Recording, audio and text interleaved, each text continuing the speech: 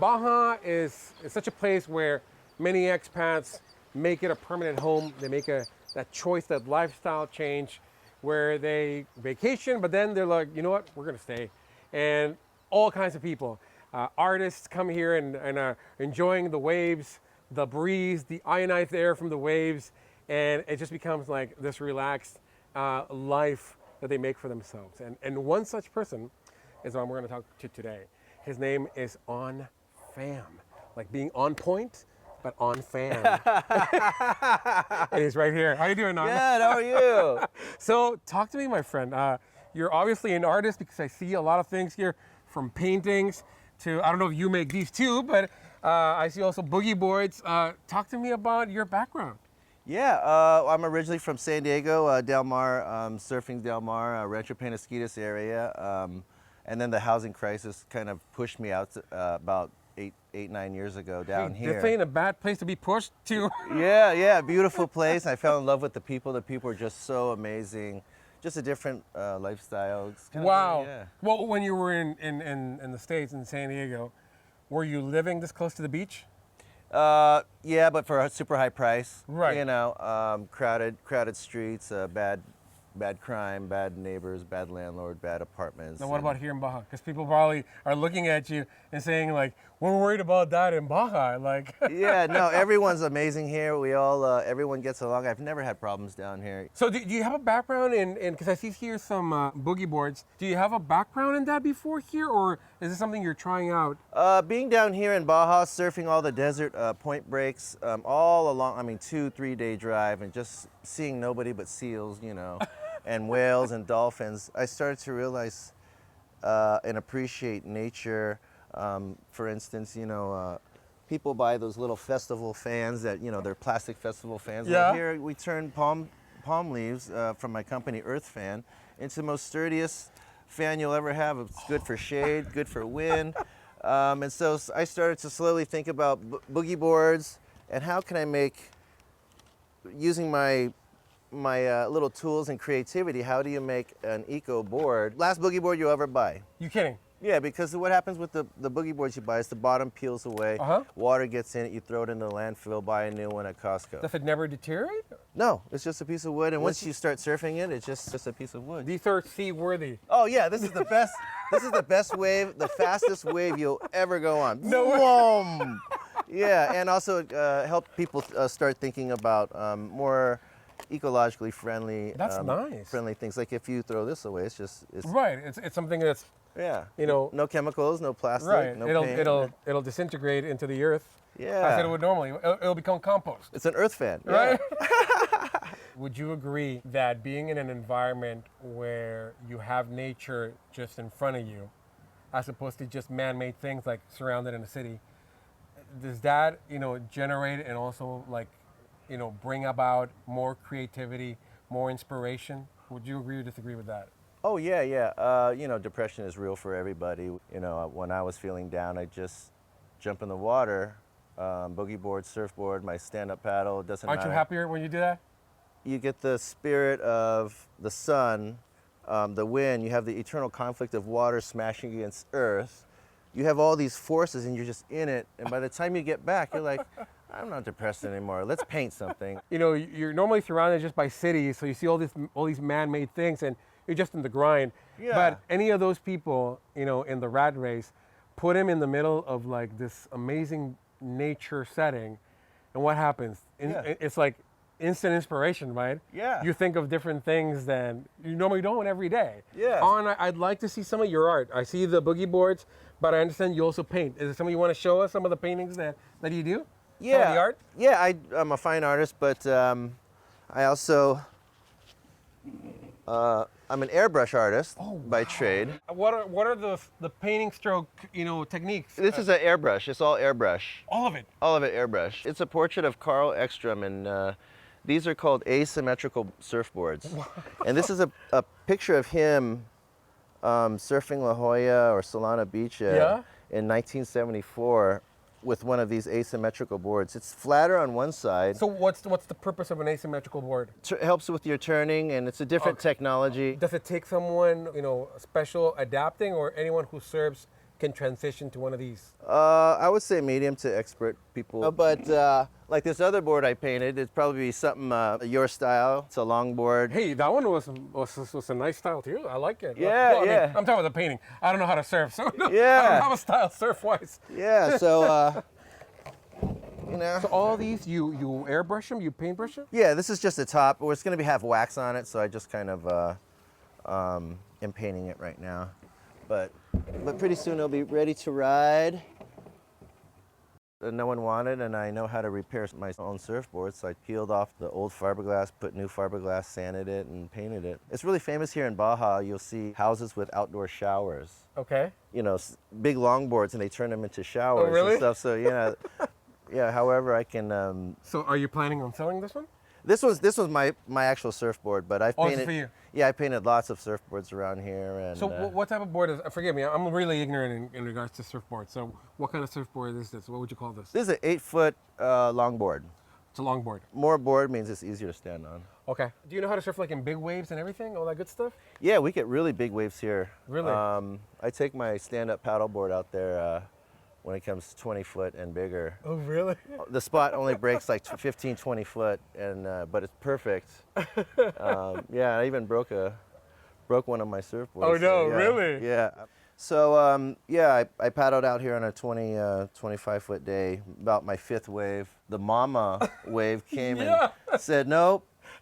Flipped me over, snapped the board. I felt like my body snapped in half a little bit too. When I got up, it was in half, but now I fixed it. I put 4 bamboo rods in here. Okay. Is that Stuffed it enough? together. Is that enough, you think? Yeah, and then you refiberglass it. Okay. Really strong and. So is this bad boy gonna go out again? Oh yeah. Oh yeah, yeah. This is Gandalf. I call them Gandalf. Despite any challenges Anh Pham has faced, he has managed not just to cope, but to thrive. Everything around him is a crafted work of art. Some simple, but others, well, you just need to see.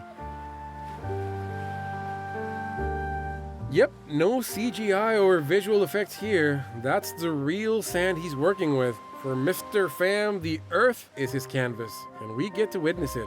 This guy's for eyeballs. This is what I use to trace them. He uses some rudimentary gardening tools combined with the spirit of a Renaissance man. And wait till you see what he comes up with.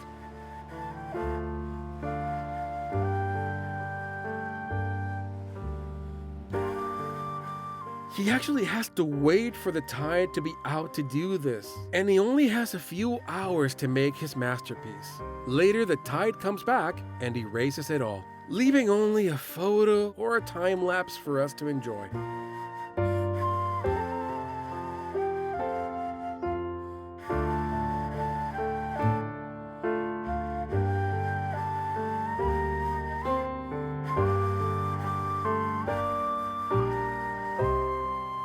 Just imagine being able to call the beach your office.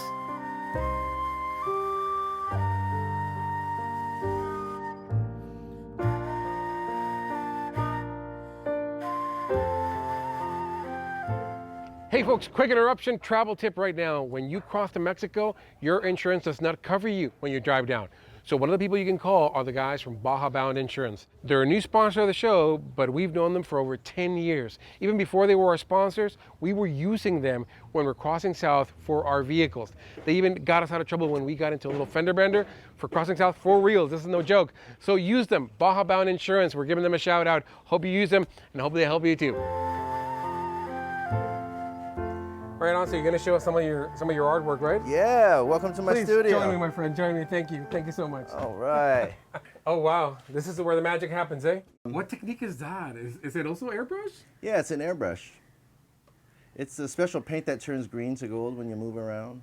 I don't know if you can see. Yeah. Oh wow. From a different angle, it goes from gold to green. That is so cool. Yeah, and it kind of just symbolizes one of the ancient ones. From what country would this ancient man be? That could be whoever. It looks almost like the Southeast Asia. They Yeah. have these type of tattoos like in New Zealand, Tongans. I actually take a real feather and I place it there, spray around it, and move it. Are you kidding? When you put the feather and you spray on it, is that enough to make the shape? That is beautiful. And then this one is also in that same color. Is that your wife? I'm just checking. No. Well, maybe if they came to life. You have a beautiful imagination. Yeah. You know, as a surfer, I'm really fascinated by waves. Oh, wow. So this is my new style of That is beautiful. where I make this part blurry, like you're in the water, you know, I see looking it. at the barrel, or about to duck dive, or Well, it takes someone who's been with that vantage point to be able to paint something that faithful. I love, you know, these different shades of turquoise or aqua blue. a little rainbow. Yeah. I'm always fascinated by all different kinds of waves, hollow ones. Kind of realized that's my new style. Wow. I don't know if you can see that, folks. It looks like you have depth of field. See how this part is blurry and then you can see this more in focus? Yeah. That's really nice. That's beautiful. And this, you know, that one make it look Even, the sun is out of blurry. focus, right? The depth of field, but the opposite Look now. at how you made this. This water looks so crisp and Yeah. defined. How did you get a painting Yeah. to look like it has depth of field and out of focus and in focus? How do you paint that? Thank you. I really appreciate that. Yeah. Yeah. And It then looks here's like a photograph. And here's just a normal beach with no depth. Now of that looks field. real. It is. I think it's called Cockroach Rock. Okay. And here's one that you would boogie board. You know. And again, I almost feel like I'm seeing like a lens. That is so cool. And, you know, then I also do, you know, I'm very fascinated by the desert. I really love my deserts, all over deserts. Well, not all of them are airbrushed. I can see some of them are with actual, brushes, right? Yeah, this is a special technique where I airbrush the background Okay. and then do oil, like Bob Ross oil style. And this painting with the little dog, that's from my book called The Last of the Fatty Love Giants. It's about my dog. Oh, really? Yeah. Yeah, she's old. But see, I illustrated a children's book about her. Oh, look at that. It's a book about friendship, love. Oh, your paintings are in here. Yeah, I illustrated and wrote it. You know, it's about 400. Look at her. 400-foot giant fatty used to live amongst the people and animals, and she was the balance of nature. Is this out of focus your technique? Did you do that? Yeah, so you airbrush it blurry, and whatever you paint in the front makes it look like. That is a really cool look. Thank you. I don't think I've seen that, before in paintings. It looks like a lens depth of field, but I'd never seen that with airbrushing before. Yeah, you could use airbrush for a lot of things. Yeah. So he Khan, which is me. Oh, really? He brings these little flowers that she eats, and she's like a 400-foot thing. That's really nice. Yeah, illustrator. She's actually You're a good painter. I mean, on top of the airbrushing, because this is painting. Yeah, that's a paintbrush. The normal paintbrush. Did you not go to school for that either? No.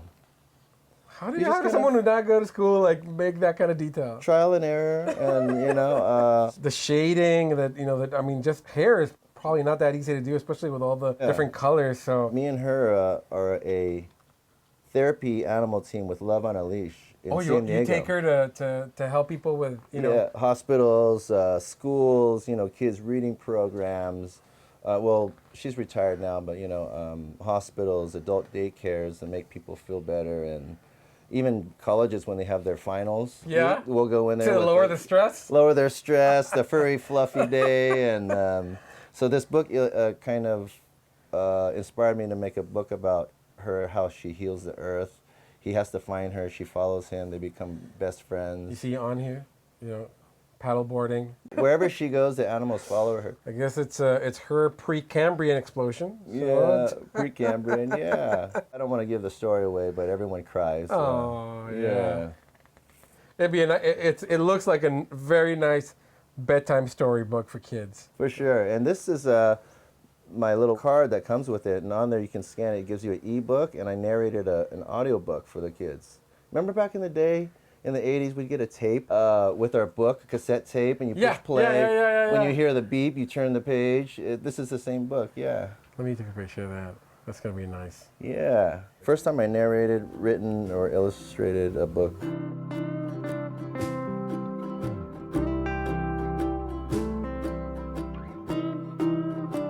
You can tell he cannot sit still. He's always creating. I'm blown away that he's self-taught.